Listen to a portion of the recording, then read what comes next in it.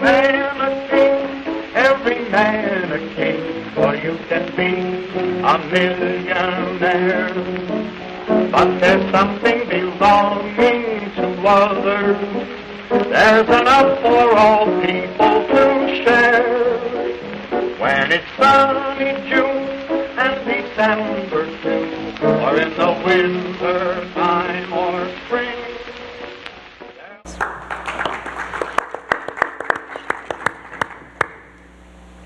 Thank you, Brian. Can you hear me? Okay. We're joined by some distinguished panelists tonight, and if you're looking forward to this as much as I am, I can't wait to hear what they have to say. But let me tell you a little bit about them right at the offset. Tyler Bridges, seated to my right, your left, covers state politics for The Advocate. He freelances for the Washington Post. He has been a member of a Pulitzer Prize-winning team at the Miami Herald, and he's the author of at least 2 good books, and he probably has some more good books in him. We're happy to have him here. Tom Spradley is a partner and founder of Spradley & Spradley, a governmental affairs consulting firm. He's a veteran of Louisiana's political process. He has more than 30 years of legislative experience, mostly lobbying different administrations and legislatures. Stephen Perret, seated to my immediate left, your right, is president and CEO of the New Orleans Convention and Visitors Bureau. However, he served as chief of staff to Governor Mike Foster from the time of his election in November 1995 until August 2002. So he had direct management oversight of all state departments and agencies. We had a cancellation. Unfortunately, Mr. Roy Fletcher was not able to be with us tonight. But we are so fortunate to have a plethora of really knowledgeable people in the audience that we grabbed the most likely suspect, one of the likely suspects, and that's Louis Perret, who graciously decided to lend his expertise to us. He's currently, of course, clerk of courts in Lafayette Parish, and has a lengthy history, political history, serving as the driver for Jimmy Hayes and chief of staff and other kinds of roles, and in fact worked for Governor Foster for a period of time. So with that being said, we're going to just start off, and we're going to try to keep it conversational. And these people have wonderful, wonderful stories and insights, and we're going to try to get right to that. So let's tackle the question of Governor Foster's entrance into politics. How did he get started? Were you there? When did you first hear about Governor Foster getting into politics, and what was your reaction? Who wants to start on this one? Okay. I was a lobbyist for the American Sugarcane League, and the guy who was president of the league called me one day and said, "You got a sugar farmer running for the Senate." I went, "Great, who is that?" He said, "Mike Foster." Well, I didn't know who Mike Foster was. I had no idea how our history was going to run. But the first time I met him, he said, it was like, I think, second day on campus. He said, "You have to wear a suit in the Senate every day?" I said, "Yeah, I think so." And he said, "Every day?" And I went, "Yeah." And he said, "Well, I don't have 5 suits." So he went to the store and he bought 5 suits. And I asked him, "Would you like to be the floor leader for sugarcane?" He said, "I don't know, what is that?" And I said, "Well, whatever sugar wants, you have to agree to fight for it." And he went, "Oh, that's easy." So he would. And that's how I met him. And his agenda was workers' comp. Workers' comp in Louisiana was in the ditch. We were the worst state in the union. A lot of people couldn't get it at all. 1,500 companies that wrote workers' comp insurance had left the state in the last 5 years, not writing any at all.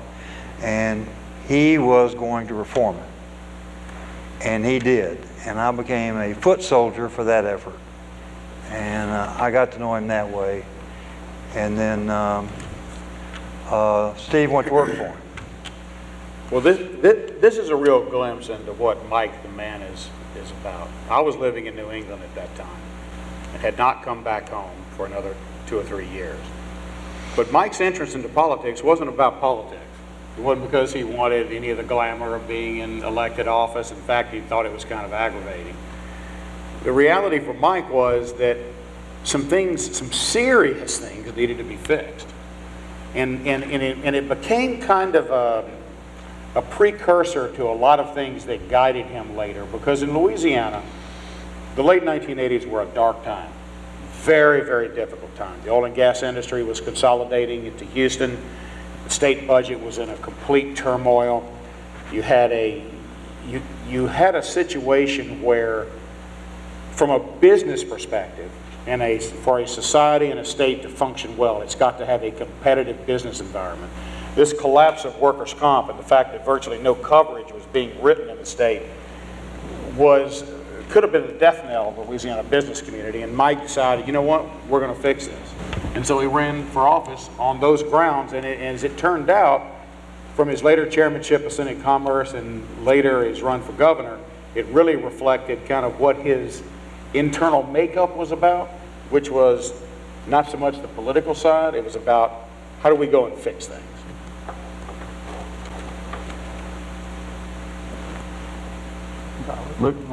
Louis, I know you've got some insight here. First time I met Mike Foster, he was driving a white Lexus, and he passed me up on Highway 82 as we were going to a duck camp in Cameron Parish. And we both share a love of shooting ducks. And there's a lot to be said, I think, when you share a meal with someone and a glass of wine, and you get to know them. And then, of course, we all knew the story about him not getting a phone call return from his state senator, so he decided to run against that state senator. And years later, I was a congressional aide, and Mike Foster came out of left field, out of nowhere, and all of a sudden ended up in a runoff for governor, and he literally was running his campaign out of the parking lot of his construction company at Bayou Salad. And they had some very, very enthusiastic ladies that were working very hard in his behalf. But when you get to a level such as a governor's race, I think you need to get things a little bit more organized. And I was allowed to take a leave of absence from the congressional office and go and help in that campaign. And worked with Steve and had some really, really great times, and really enjoyed getting to know him. Let me ask a question, if I may. So I remember covering the governor's race of 1995. My candidate was Buddy Roemer. I was with the Times-Picayune, and each of us was assigned to a candidate, and I chose Roemer because I thought he was going to win. I had the first dibs at the Times-Picayune. And I remember an event in Lafayette, maybe about June of '95, and there was a campaign forum at the Hilton, and I remember afterwards some of the people went up to a restaurant across the street from the Hilton, and I remember talking to somebody, and then I saw Mike and Alice Foster sitting by themselves, and I went over to talk to them. No one was interested in talking to them at all. And so here is my question. How did a guy who started with, I don't know, how many people thought at the beginning he was going to win the governor's race? 7. All right, so how did he get from 7 people supporting him, how did he get elected? Let me tell a little story about that. You tell a story that I'm going to tell, because now we're getting into the real story. Yeah, we really are. We're going to skip the Senate part and move, because we have limited time, so let's move toward the pre-gubernatorial. When Mike announced, I got a call from my sugar boss, a guy named Pete DeGravilles, and he said, did you see that Mike is announced for governor? I went, yeah, I did. So have you talked to him? I said, no, I just heard it yesterday. He said, well, do you think he's serious? I said, well, I don't know. Maybe he is. But maybe what he's trying to do, I know his new crusade is tort reform, maybe what he's trying to do is elevate the issue. He said, well, let's go down to Franklin and talk to him. So Steve and I and 2 other guys went to see Mike Foster. And we didn't have a program or anything. And as we were walking in, Steve turned to me and said, okay, Spradley, you're in charge of this. So I went, oh, great. I'm going in to talk to Mike Foster how to run for governor. I don't like this. So we went in, and Mike said, okay, guys, what do you got? And I said, Senator, if you're serious about running for governor, we're going to support you 100%. But if you're just trying to make a point, we'll give you all the money you need to make the point. And I started to say some other things, and he said, oh, what makes you think I'm not serious?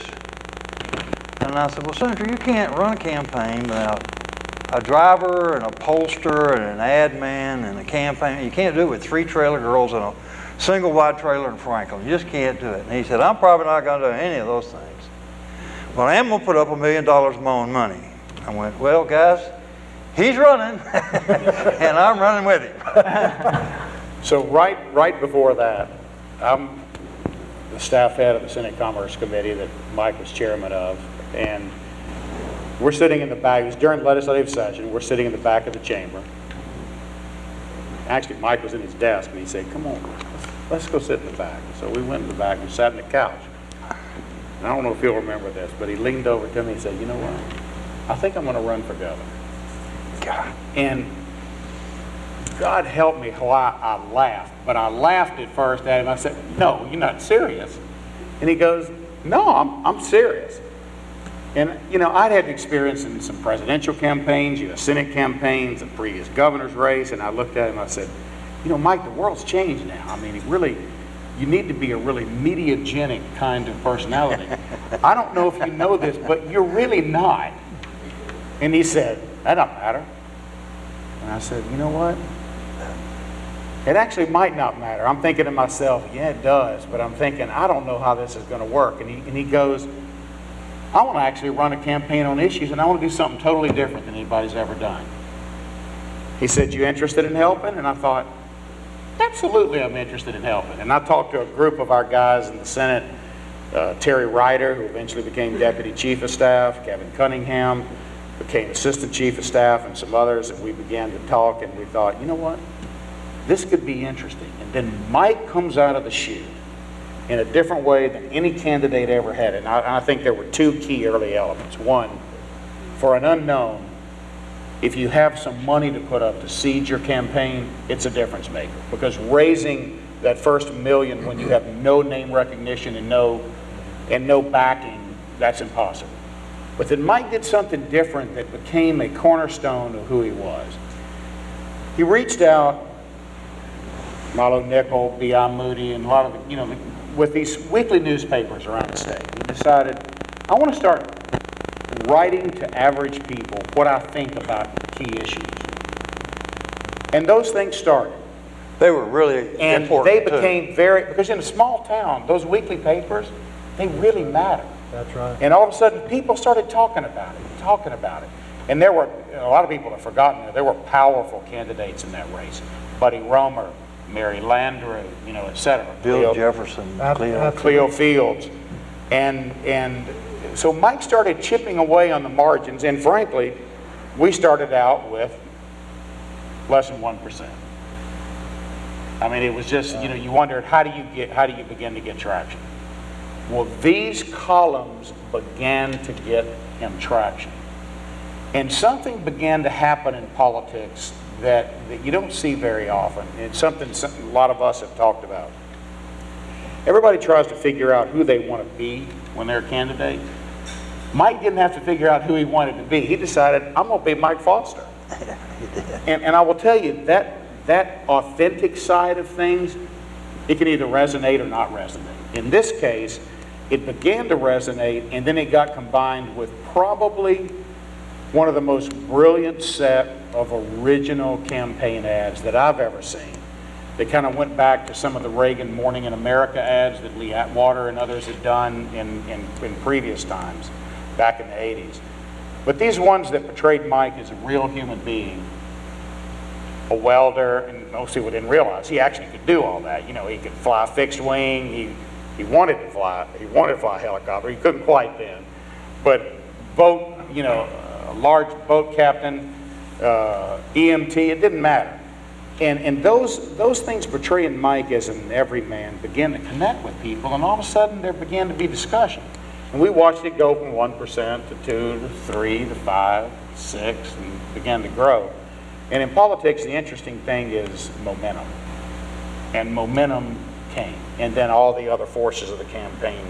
There also was one more very key important thing. In addition to Mike's columns in those 50 weekly newspapers in which he refused to let anyone edit, it was Mike Foster, unfiltered. I'll never forget meeting him, and I'm substituting for Roy Fletcher Roy Fletcher here tonight at a Christian Coalition. That's when the Christian Coalition was coming up, at a big fundraiser at the Country Club of Louisiana. And Mike was working the crowd there, and he could see that shift. I don't know if it was a visionary thing or what, but he switched to Republican just before the qualifying for election. Actually qualifying day. Louisiana was changing at that time. And then all of a sudden, he had the $1 million, he put up the money, he had those articles, and he was smart enough to hire Roy Fletcher, one of the most brilliant political strategists. And let's face it, Mike, I know you're in the audience tonight, but that was a great ad, not just another pretty face, because he's not just another pretty face. And when that welding cap flipped up, and people saw that the man knew how to weld, that Steve's right, he was an EMT, he was a riverboat captain, he was a pilot, he became everyman. And I think that caught on like wildfire. And everybody said, Mary Landrieu was coming out of nowhere, Buddy Roemer had gone on a big mea culpa tour after being thrown out by Edwin coming back for that last term, second to last term, and Mike just hit the chute just perfect. But I think the key to that, Steve, and I don't know if you agree, was switching to Republican. We all knew Mike was a genuine guy, and all of us, his brother Press and Bernie Boudreau and Steve and all of us guys are hanging around, knew that if we could just get the people in Louisiana to spend 15 minutes of attention to Mike Foster, that they get that sense about him. Well, some of the advice I got was, you're going to get a lot of attention if you switch to Republican. So, I was probably still the way. When Mike had a question in mind, he'd ask 3 of us, independent. None of us would know who the other 2 were. Go out and explore this point for me. So he had 3 of us out there looking to see what we thought he'd get if he switched to Republican, because he really was a Republican. And so I called everybody in the country that I knew, and I was getting my thoughts together. Mike is an early go-to-bed kind of guy, and has been for a long time. He called me at 11 o'clock one night and asked me what I had found out. That's a miracle. I hung up the phone and I told my wife, I said, listen, this man is focused. 11 o'clock, this has never happened before. And that made everybody pay attention to him and examine what he was saying earnestly, and it caught on. I think one thing that was really important in this is that Mike's perspective was one of that encompassed both a blue-collar, everyday working person, whether you worked on a farm or you worked construction, but also he was trusted by business owners because he had a lot of investments in business, and that was a very, very unusual combination. The fact that Mike for 58 years had been a Democrat, I think it was about 58 years, you know, and then changed on the day of qualifying, really gave him a completely different perspective. And I think that bipartisan approach that focused that next 8 years was something that was very important to success. In fact, Mike was the first person in my history that ever said, in politics in Louisiana, you better run right of center and you better govern right down the center.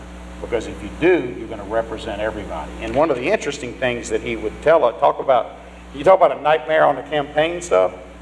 Mike, when all of us came in and we started working on the campaign, he said, I'm so glad y'all are here, and look, we're going to do good, we're going to work hard and see what happens. He said, and y'all going to have a lot of authority. This was another precursor to later. You have a lot of authority to go do things. But whatever you do, just don't tell me what to say. Oh, okay. Okay, well that's really going to be a challenge. Don't tell me what to say. I mean, that's like the whole business of political consultant. Right. But that was his thing. And what it was really kind of his way of saying was, just don't try to change me into something I'm not. Just let me be me and we'll just see what happens. One of the things they told me when I came aboard and started trying to help him run for governor was, I had a Chamber of Commerce background in 4 or 5 cities in the state, and he wanted me to go around to the business community and reassert his point that he was the conservative businessman's candidate. because there were other people claiming to do that, including Robert Adley and even Quentin Dastug in the early stages. And so I said, okay. So I set up a breakfast with my industrialist contacts in Shreveport. And I go up and I get up in the motel in the morning and I go out, open the door and pick up my newspaper. And the headline is, Foster endorses raising the homestead exemption, which is an anathema to the business interests. So I went back in, called him and I said, boss, you're killing me here. And he says, I don't care. Tell them to get used to it. It's the only break the middle class gets in Louisiana. And that's part of his character. As we move toward the early years, then we'll get into some stories that haven't been told publicly. We'll get Now, I wanted to read something, but just very quickly, you guys had a deliberate strategy to get to the right of Buddy Roemer, right? I think the governor did. I think the governor found that being to the right of center was the right place to be at that moment in Louisiana politics. And I also think Buddy Roemer had a terrible reputation for an inability to tell the truth. And Mike Foster had a terrible inability to tell a lie.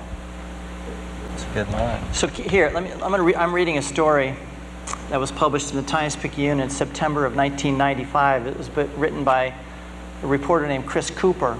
And as I mentioned earlier, each of us at the Times-Picayune who covered the race, we each had a candidate. And Chris Cooper covered Mike Foster, and each of us wrote a profile of the candidate. For example, the profile I wrote of Buddy Roemer talked about him hanging out at the Walmart. That was his way of trying to show that he was back in touch with people. So I'm just going to read to you just several sentences here, what Chris Cooper wrote. Mike Foster's handlers hadn't planned to pick out his clothes for a recent television campaign ad. They had hoped he'd show up in a suit. But there he stood, big as a Chrysler, on the marble staircase of his Grand Plantation home, wearing a voluminous pair of Dockers and white sneakers. I'm aggravated, he pouted. Phone calls, too much going on, been that kind of morning. I ain't in the mood to do this, and I ain't in the mood to wear a suit. Roy Fletcher, the media man, put on his best good old boy grin and clapped a hand on Foster's shoulder. Forget the suit, Senator, he drawled. Wear whatever you feel comfortable in. Biggest thing, I tell you, the thing that drove me crazy was his fuzzy socks. He would not, when he wore his suit to the office as governor in the campaign, and he knows it. You know, there's men's dress socks that are kind of thin and, you know, they're sleek and all. He wouldn't wear one of those to save his neck. He'd wear his normal fuzzy socks that made his feet feel good in his shoes. And Tyler, I guess it goes back again to that thing about, you're right, we tried to kind of, it didn't last very long. We tried to kind of mold him and make him be a little more sleek, and the more we did, the more he just, what are you talking about? He just wasn't going to do it. And it must have played well, for example, clippings in context, he was following Edwin Edwards, right? Well, it did. You know, Edwin, without any question, probably had more raw charisma than a governor since Huey Long. I mean, I think that's a fairly objective thing to say. He had incredible verbal gift. Mike's verbal gifts were not in the glibness or in that kind of incredibly humorous repartee that Edwin had. It was about just saying exactly what he thought and having people actually respond to it. And I got to tell one quick story. I've only told a handful of y'all. This is right after the election, and we were trying like heck to just keep things organized. You know, there's a million things to do. We're trying to keep him prepped. You want to prep your governor. You want him to know everything that's going on. And for the most part, we did a pretty good job. He'd kind of listen and go, okay, because he would sort of tolerate us trying to do our job. But everybody in the press figured out that Mike's stomach went off at 3 minutes to 12 every single day. And Mike worked unlike many governors stay in the mansion all the time, he worked in his office. So at about 3 minutes to 12, he'd go, I'm hungry. I'm going back to the mansion to eat lunch and I'll come back. Well, this was during the very first legislative session, and they had a bill up to ban cockfighting. And it was a very emotional bill and a very important bill in Acadiana. And we hadn't taken a position. We tried to stay out of it and not.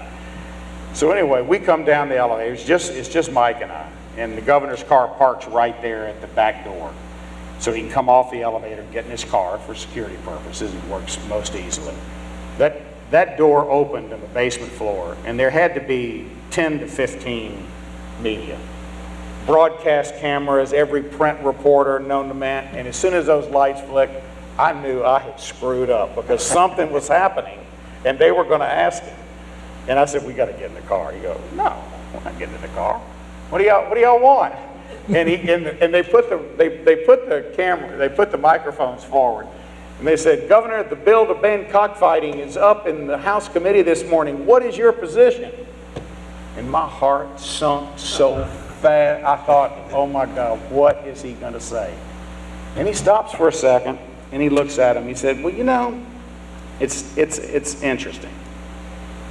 You know those Kentucky Fried chickens? They grow up in a little cage about like this. They get fed hormones and bad food.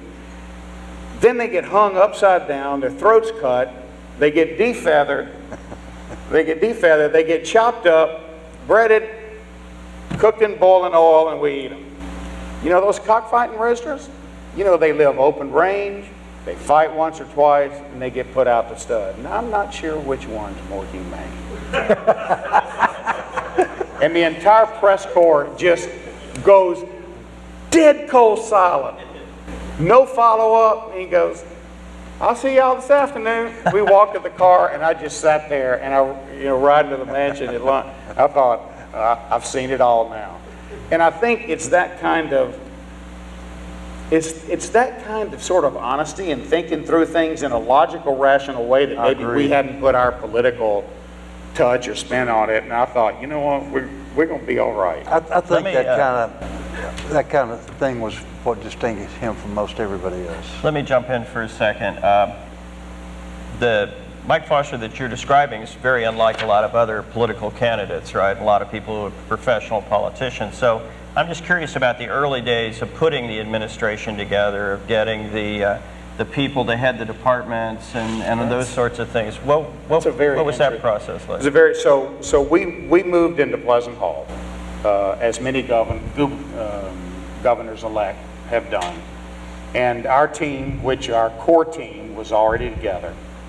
Brandy Bollinger from the Louisiana Restaurant Association, Terry Ryder, Kevin Cunningham, Rodney Braxton, both African-American attorneys who had managed other Senate committees. And Mike figured something out really quickly. And it wasn't just, I think, his comfort level with us, but we all brought huge levels of what I would call sort of inside government experience. We knew the legislators, we knew the processes, we knew how to do things, we knew how he thought, even though they were from other committees. And so what we sat down with him to do is we sat down and chose a series of transition committees that he signed off on, where we tried to get the best names in the state from academics, from business, from medicine, and begin to vet these candidates. And in doing so, it became a real interesting process. Mike, if I had to describe Mike's approach to things, Mike's not a micromanager. He was a person who looked at the role of governor as being the chairman of the board and the CEO. And unlike a lot of people in politics, and the charge to us as we went out to recruit people, he said, "I want you to find the smartest people you can find. Period. Smartest people you can find." And as a result, we started to sort of break through some traditional barriers. You know, the first executive council, which was one of Mike's early appointments, was Cheney Joseph, who was really one of the founders of criminal law, executive vice chancellor of the LSU Law Center, wrote the textbook on Title 14 on criminal law in Louisiana. When we got to looking at Commissioner of Administration, we went through some really interesting candidates, one of whom happened to be Mark Drennan, the president and CEO of PAR. And you know, we had all known Mark, we had worked with Mark over the years, and this is very typical of Mike's interviewing style. when we came to a recommendation process where we thought this could really work, I mean, what would it be like getting the president of PAR back then, you know, who was critical of everything about government, debt management, budgeting processes, etc. So I said, you know what? This is a great idea. I'm just going to call him. Oh, you know, Mike, let us kind of plow some ground. No, I'm just going to call him. So he calls him Mike Foster. And we're sitting there, there's two of us in the room, we're sitting there thinking, man, this could go any number of ways. And he said, so Mark, you interested in just talking about stuff all your life, or you want to actually really do something and make a difference? And Mark went dead cold silent. You remember this? He went dead cold silent. And he said, well, Governor, what do you mean? He said, how'd you like to be Commissioner of Administration and put everything you've been writing about for 10 years into practice? And Mark just went cold silent. He had to think about it. And you know what? He decided, you know, this is a great idea. And within literally a matter of days, made the announcement in Pleasant Hall. And it's the only time in my life, in room 1A of Pleasant Hall, big center conference room, when you come in the door, I mean, the largest press turnout we'd ever seen, because it was about Commissioner of Administration, which is a critical role. Mike makes the announcement about Mark Drennan, and for the first time in my life, I saw the press corps put their books under their arms and start clapping. And I thought, this is really interesting. That's going to be different. I've got one, Steve. I don't know if you remember, you sent Terry Ryder and I to interview a fella that had to sneak into Baton Rouge. Rut Whittington was head of the state police up in North Louisiana.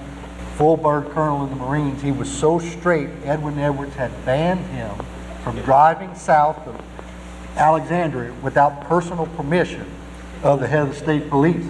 This man changed cars and snuck into Baton Rouge. And Terry Ryder and I went and interviewed this guy, and I couldn't believe how straight he was.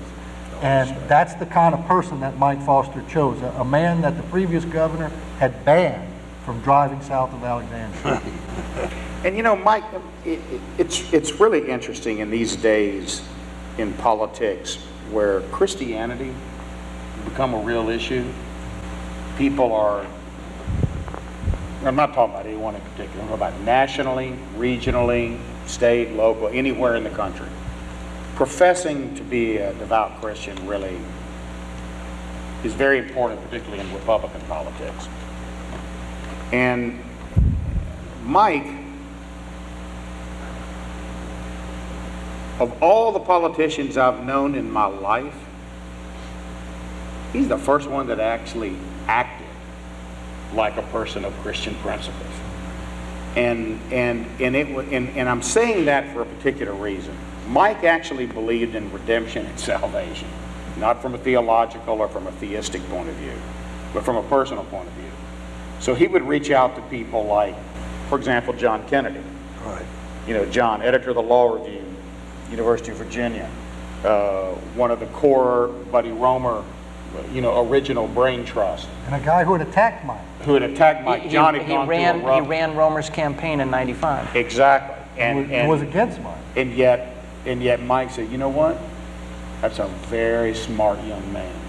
And you know what? He deserves a chance. So Mike called Secretary of Revenue right off the bat. Because it was all about recruiting these people who were very bright. And it wasn't about politics, religion, allegiance to him. It was about getting bright, smart people who wanted to make a difference in government. And John was a great example that was very much like this. And we used to tease Mike all the time that he would choose from time to time certain folks who had kind of gone different directions and had made a few mistakes and things like that. And he believed in giving people a second chance. One of the most forgiving men I ever worked with. I mean, it's really interesting. Well, we're wandering down this, and if I could jump in now, we're Yeah. talking about people that Mike Foster appointed and how he didn't always pick the person you expected, and he sometimes went outside the box and picked different people. And obviously, one of his big appointments is Bobby Jindal, and that happened at a time when Bobby Jindal was very, very young. So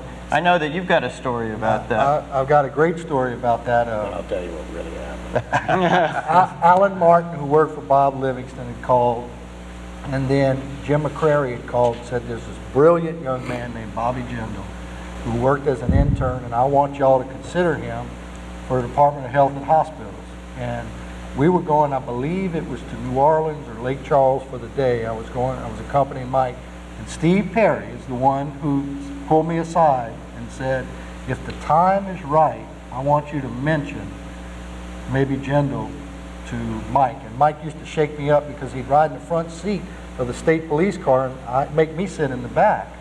And I'll never forget, I was handing documents over the front seat to him, and I said, man, you're not going to believe what Steve's come up with. He said, what? I said, there's this brilliant young man who's worked in Washington from Louisiana, Rhodes Scholar, wrote an incredible explanation about healthcare and the complexity of it. And I'll never forget, Mike leaned over and looked at me and said, what's wrong with him? And I said, he's 23 years old. And I'll never forget, Mike picked up the phone and he called Steve, said a few choice words, screamed at you, wondered whether you were competent to work for him, threw the phone down, and then the state trooper and I were looking at each other in the mirror, and I was thinking, I'm going to be put out on the side of the interstate right now. And then after about 10 minutes, no talking, he says, tell me some more about it. You remember? And then Steve had him come to Franklin, and he interviewed him. So the chairman of the health transition team was an amazing man, very prominent in New Orleans, chancellor of the LSU Medical Center, named Dr. Merv Trail. He was chancellor both of Shreveport and New Orleans at that point. And we had gone through a series of 3 candidates, all of whom were white men older than 60. And I'd interviewed each of them, and Merv had gone through it. And I will tell you, it was, they're very fine men. 2 were former assistant surgeon generals in the United States. Real strong backgrounds. They were not inspiring. And I wasn't sure what to do or where we were going to go. And I'd gotten a couple of calls. One of them was from Jim McCrary about this young man who was at that point working for McKinsey & Company, making a lot of money at 23 out of their Washington office. And he had worked for McCrary at one point, and I talked to him. I listened to Jim, and I called Merv, and Merv said, you know, this guy's got potential. I think we ought to look at him as a good mid-management role, maybe an assistant secretary. So I decided, you know what, I'm going to go ahead and interview him. So we were really interviewing assistant secretaries at that point. Brought Bobby in, and we started talking, and I didn't really know what to expect. It was probably the most powerful interview of all the interviews that we had at Pleasant Home. And when we talked to Mike about it, I can still remember going, Mike, just let me get through this before you say anything. I said, we found an exceptionally bright young man. Don't know the right slot. This guy could be an assistant secretary. He could be a secretary. He's that intelligent. And I walked through his background at Brown, and I walked through his MLit at Oxford, and what the subject matter of his paper was. And Mike listened, and how old is he? He's 23. First generation Indian, Punjabi background. His family is all doctors and computer science folks, and so Mike, the guy, is really smart. I think you'd be really interested in talking to him. And so Mike, after about, 5-second pause, goes, I'll see y'all at 9:30 in the morning. He's at Oaklawn. So I called Bobby back. I said, all right, you're about to jump into the deep end. So we drove to Bayou Sally Construction, went into Mike's office, just the 3 of us, and talked for about an hour and 15 minutes. And Mike was instantly taken with the young man's intellect and the way he thought, the way he processed questions. And after about an hour and 10 or 15 minutes, he stood up and he goes, young man, would you like to be the Secretary of Health and Hospitals? And I thought, well, this might be going a little faster than I thought. and it was good. And Bobby went outside, and Mike and I talked, and he said, you know what? This is really going to be interesting. He said, this is going to shake some people up. And he said, you know what? I actually would drink, and I don't know if you remember this exact word. He said, he's a guy I'd actually go drink a beer with. He said, I find him interesting. I like talking to him, but I like his intellect. And it was done, and it was over that morning. And we announced it shortly thereafter, to the shock, I think, of most of the world. The reason I did that, of all the people we were hiring, there was more crooked stuff going on in that department, and I knew it, than any other place in the government. And I was so afraid that I would get somebody that was president who was part of the crooked background. And I knew this young man was. Remember the final question I asked him? I said, son, what do you think? He said, I don't know. I said, well, what do you think? And he told me. I said, I can't tell you that. And he said, I still want the job. That's the rest of the story. I can't begin to pay you what, you know, and that was, it was absolutely fascinating. And then none of us at that point really had any idea of his political inclinations. The problem that we had was, at that moment, we had an $850 million, that doesn't sound like anything these days. Can you imagine?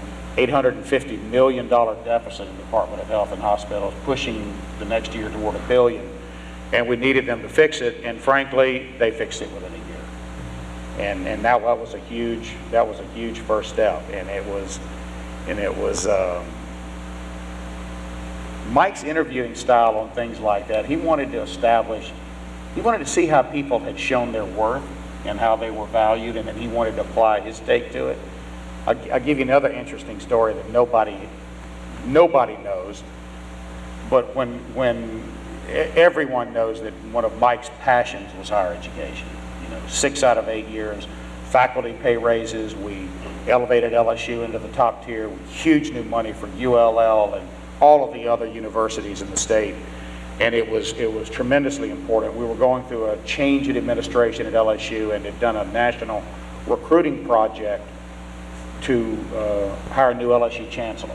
His name was Dr. Mark Emmert, who became one of the finest leaders in our state's academic history, now president of the NCAA. And after we've gone through this whole process with the LSU board and with the faculty and all of the proper processes, one of the last socialization calls a chancellor or president to be would make would come by and see the governor, because of the governor's influence on funding.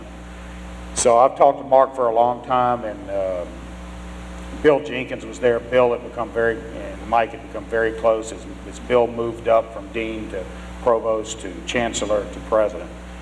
Mark came in, and I said, Mark, just buckle your seatbelt for what's about you and the governor. We're going to see him for 5 minutes. So we go in, and Mark says hello to the governor, and the governor says hello to Mark, and he talks to him about his philosophy and theories in higher education, what he wants to do. And then he just stops and goes, so Mark, what do you want to be in 5 years? And I thought, oh my God, where is this going to go? And Mark, without batting an eye, leaned forward and said, Governor, I'll tell you what I don't want to be. I don't want to be the president of the University of Michigan. Mike says, what do you mean? He said, I want to be the leader of a university that's accomplished 70% of its goals, not a leader of a university that's accomplished 95% of its goals. I want a job that I can take by the horns and run with it. And that, for Mike Foster, that was it right there. I want a challenge, I want to go. And it was over. One thing, if I could ask about, and this would move us into talking about the administration and its relations with business and higher education. It seems like Governor Foster had a good reputation with a lot of people. He's known as kind of being very friendly to business and attuned to business, very forthright in economic development, bringing new business in, but also he did really well in the area of higher education. He was a friend to higher education and to teachers and so on. So how does he do this sleight of hand where all the groups seem to like him pretty much?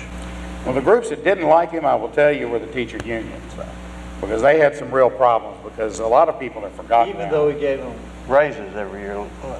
Well, that was beside the point, because he was giving it to them. There was, you know, it was interesting. Mike decided, as symbolically, that he was going to give up his salary as governor until he could bring teachers to the Southern Regional average. And for Mike, it wasn't about any one part of education. It was empowering Cecil Picard as superintendent of education to do that work that was critical in early childhood education. So the biggest advances we ever made were made during that period, because Mike knew that you had to start getting kids when they were 3 and 4 years old. The next was, there was a person that he called the irresistible force, and it was a young woman from an insurance company, a property and casualty firm in New Orleans that he first met during the workers' comp reform, named Leslie Jacobs, who became, along with Paul Pastorek, our architect of K-12 reform. And so what Mike wanted to do was to rebuild Bessie into a reform organization that looked at, based on one theory. That theory was accountability. And let me point out, during the campaign of '95, he wanted to, I think, abolish Bessie.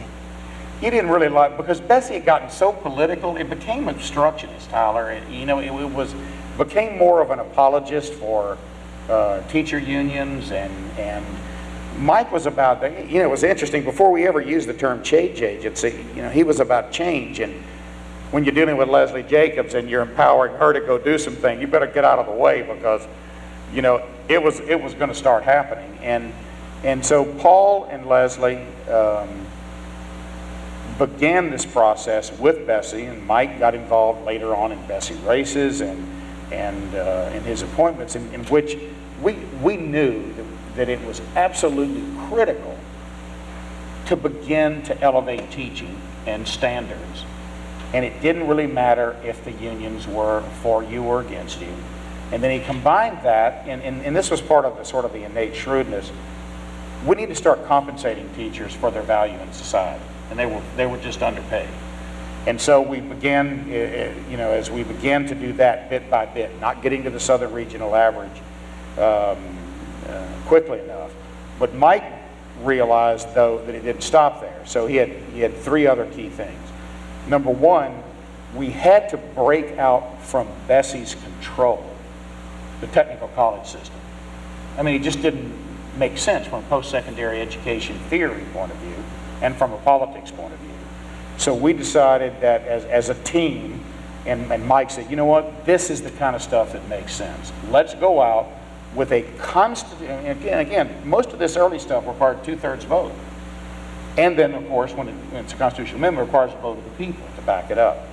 So creating the community and technical college system, which included technical colleges out of Bessie with a strong community college approach, was absolutely critical, because the governor knew at that point 19.5% of Louisiana of the kids entering 9th grade ended up graduating from college. So what did that mean? In a blue-collar state with a lot of jobs in agriculture, construction, oil and gas, community colleges, technical colleges were very, very important. Community colleges is going to be a huge part of his legacy. And I think, that then, but there were 2 things about higher ed that bothered him. One, the funding had gone down, but also there had been a disregard by legislatures and governors with deferred maintenance on buildings. And part of Mike's tour around in the campaign was looking at buildings, and maybe this is from the mind of a contractor or somebody who thinks about things from an investment point of view.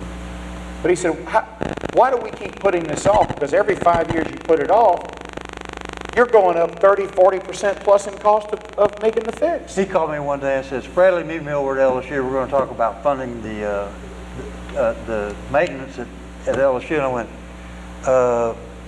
boss, that's... there's no sizzle in that. That's not sexy. What are you wasting your time on? He said, I don't care whether it's sexy or not. It needs to be done.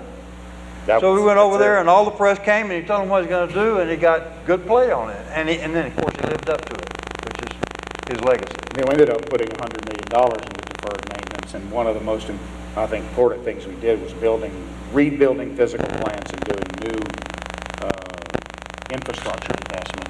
Mike, interestingly, because of this business bent toward getting talent, he realized that if you kept college salaries flat and stagnant, what was going to happen? They were going to get recruited out.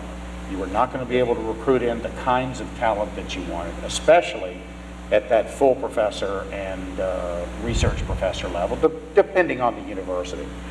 And so for 6 of those 8 years, we had significant faculty pay raises.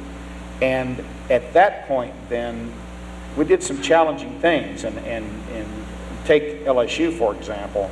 Because of this, LSU, under Emmert and Jenkins, were able to take the 73 departments and put them through national peer review.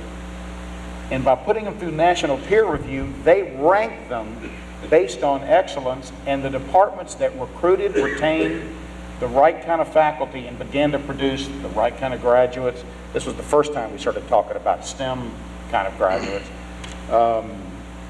And as a result, Mike felt like that investment in talent was going to pay off with a more qualified workforce. But he was not a Republican governor who simply wanted to cut taxes, right? No, Tyler brings up an interesting point, and this leads to one of the kind of the ultimate legacies. That we were running surpluses, and those surpluses ended up going in several things. One, we ended up reducing debt by over $4 billion. It was the biggest debt reduction in the state's history. The next thing was, one year, we did a $100 million tax rebate to the public. And that was, Mike felt like because we were putting money in other things, we needed to give something back to people. That was a traditional Republican play. But we also took $100 million and put it toward K-12 technology investments. Because this was a time, you got to remember, this is really when cell phones were starting and local area networks and laptops and all of that. So we needed to make that investment. But in one of the most unusual pieces that I have ever seen in my political life, we're talking about, look, anybody that knows Mike Foster knows that he is by nature very conservative, and he's a Republican. But the Republican is only because he's just very conservative. He's conservative socially, he's conservative in business. But what dominated his governance was outcomes and practical accomplishing things. And he saw, as we got toward the end of the term, and this was the last spring that I spent with him in 2002, and it was some of the hardest lifting we ever did. And Mike speaks very colloquially a lot of times, if anybody noticed. And he said, you know what? It's time for people that have money like me to pay a little bit more. And it's time for us to balance this out in a way that we settle into a stability program that will last for the next generation. And we all went, whew. You know what? You're right. And we're with you. His staff tended to be a little bit farther to the left than he was. And so we thought... How many of them were Democrats on his staff? It was... We had 115 members of the governor's immediate staff. And as it turned out, probably less than 10 to 15% were actually Republicans. Sure. The most were independents and Democrats. And remember back then in Louisiana, the House had only 28 Democrats out of 105 members. Only 28 Republicans out of 105 members. And Mike didn't even, one day he asked about how the numbers came out, and I said, we didn't mean to. It was totally unintentional. It was just the people that we knew and were recruiting. He said, well, we don't really need to talk about that. And I said, Governor, the only thing that matters is you. You were the one that got elected, and you want smart young people, and those people are dedicated to you, and what you say goes. And there was another element of this bipartisan piece. But here's where I'm going. What was the hardest lifting, I think, of anything? Something that was called the Stelly Plan, which was where we as a staff and the governor as the leader in every way had to get the entire municipal government and courthouse group, had to get lobbying in the entire business community, and frankly the people that were the core to his Republican Party, to agree that we would edge up income tax levels and edge down what were considered by others to be more regressive sales taxes. Tough sell to my wife. Look, this was one of the most difficult things ever. As it turned out, that piece, which he was able to navigate through, which we did in the final year that I was with him, it set up Louisiana for the next 2 or 3 decades. Now, unfortunately, the legislature and the governor, and they all understand this, I'm not being critical of them. That period right after Katrina, the state had some artificial surplus money, and it really looked good, like this could be a good way to cut taxes. Mike never looked at things like, do I cut taxes, or I do the Republican thing, or I do the Democratic thing. He was always trying to figure out what's going to work the best. When they repealed that, I think all of us that had worked on it, and I know it was, right now, I don't know if you know these billion-dollar deficits that we're running. This year, that plan would have been worth $950 million. That meant there would have been no higher ed cuts. And which governor repealed Stelly? I'm not sure. It was Blanco rolled it back. I'm not sure. I'm not sure. I don't even know if he, but it was recently. But this is the interesting thing about Mike, was that it wasn't about politics and it wasn't about party. And in fact, one of the things when we talk about that governing center, that's how you act. He actually believed that I'm supposed to represent everybody. Yes. And in our first week, he called us. We had regular meetings, obviously. He came. This is the kind of stuff you don't talk about in public, and I'm sure none of this is going to get into the public. Yeah. But he said, let me just tell y'all one thing. We've just followed 4 terms of Edwin Edwards. 4 years. 4 years, but 4 terms, not consecutively. There have been 4 terms with a lot of different things happening. The last term was obviously not his best, which he would be the first to tell you. And there was a lot of people who were so glad to have a Republican governor, just wanted us to go destroy the Edwards Democrats. Mike sat down with us and said, I want every one of you to know that if any of y'all go out attacking people on the left, on the right, if you attack Governor Edwards, if you start doing all the things that you might be tempted to do, I'm going to take your head off. And we got the message loud and clear. And it was, he believed, we used to call it, he believed in the politics of addition, not the politics of subtraction. You didn't take people out of play, you tried to bring everybody into play. And his first meeting with the Louisiana Senate, we went down into the Senate briefing room. This is really early. It was funny. He got us. He brought his senior staff down. And he said, "Now I want y'all to all understand something. I'm going to give broader latitude to this staff than anything you've ever seen. Y'all all know them. And they're all good guys, and they're going to do a good job, and they're going to work hard. And I want you to know if they mess up, I'm going to sit down with them and I'm going to talk to them." And he said, and if they mess up again and don't get it, I just change them out. But we were all standing there going. Crazy Well, stuff. allow me to ask the question that is the impolite question, which is about David Duke. They had a secret deal in the '95 campaign, and it didn't come out until 4 years later. Talk about the dynamics of that, and what's the story there? Because that was something that hurt him politically. If maybe you could add to that, if you're addressing it, I mean, felt like Mike Foster didn't want to run for a second term. And so was he always focused on the second term, or was there some indecision there? Oh, Clear that up for me. It was never a second. Okay. The Duke stuff's kind of a mystery to all of us. I will tell you, based on what we've actually learned later, the governor's, when he was a campaign, the governor was trying to build mailing lists. And he was going to be in the conservative side. I think he tried to acquire virtually every mailing list that he could acquire. I wasn't involved in all of that, but he wanted mailing lists, left side, right side,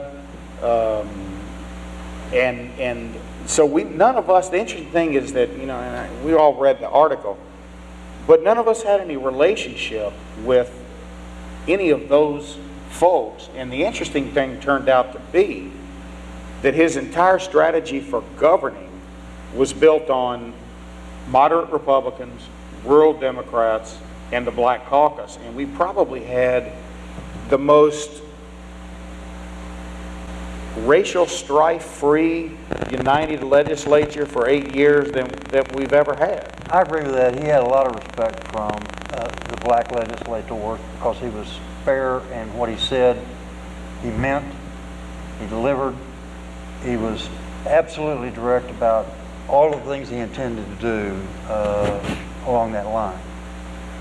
I was not involved in the Duke thing until he came to me and said, asked me, he said, what do you know about the ethics folks?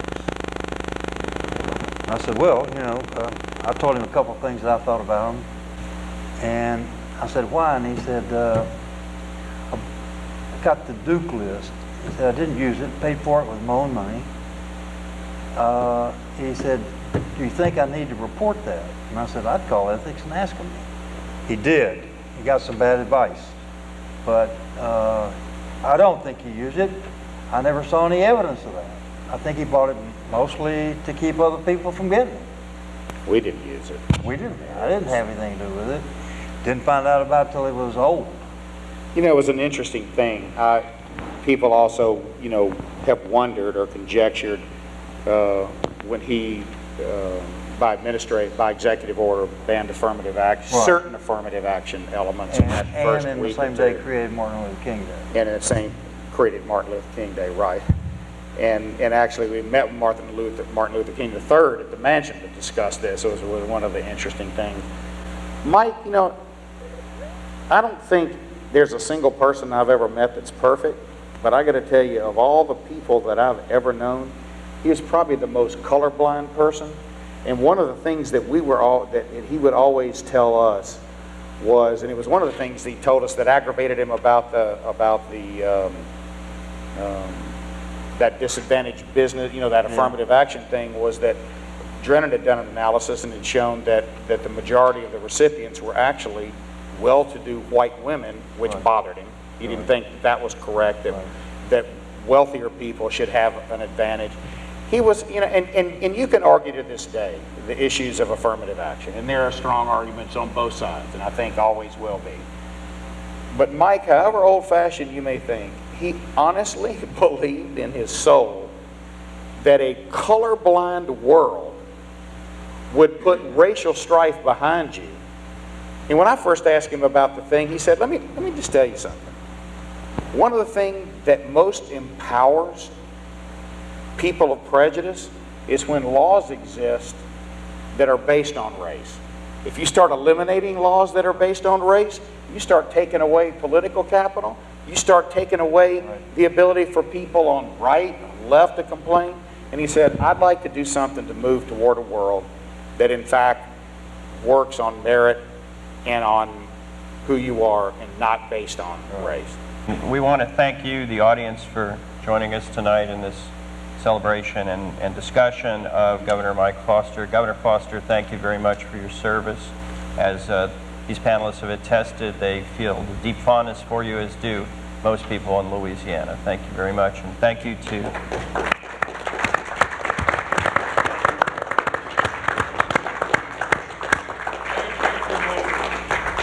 made it all worthwhile. Thank you. and thanks to Louisiana Endowment for the Humanities. Thank you. Every man a king, every man a king, for you can be a millionaire.